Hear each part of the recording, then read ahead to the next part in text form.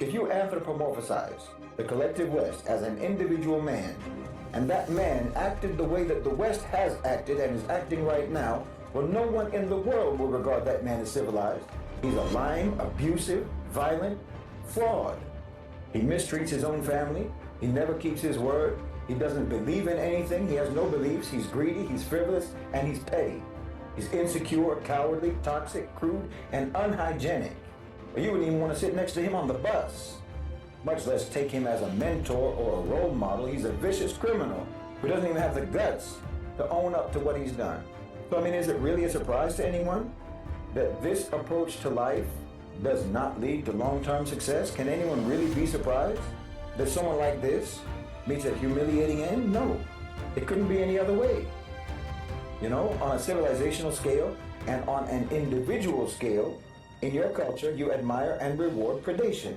You admire and reward trickery, deceit, taking advantage of people, exploiting people, using people. You admire that. You love that. You reward that. You encourage people to deprioritize spiritual, moral, and intellectual development and to prioritize material development. And development here means acquisition. It means accumulation by any and every means possible. Okay, this is what you admire and reward in your society. And so, of course, people rise in your society who are like that, who act like that, who behave like that. They rise to power. They rise to influence. They gain control by these very same beliefs and these very same behaviors, by misusing and abusing and victimizing and oppressing and dispossessing others. This is the track that you laid in your culture, in your so-called civilization, for how to attain high status and power, basically by being a terrible human being, by being an underdeveloped, savage, primitive, backwards, uncivilized person.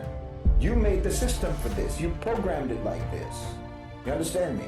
You programmed it so that the worst possible people in your society would become the most powerful people in your society. And somehow you thought that once they attain power, somehow their predatory nature, which you've never done anything all along but reward, you thought it would change. You thought somehow that they would not inevitably prey on you. And why are you so foolish and so naive and so delusional about that? Because you are not developed. And we're all looking from afar, watching from afar, seeing the inevitable play out.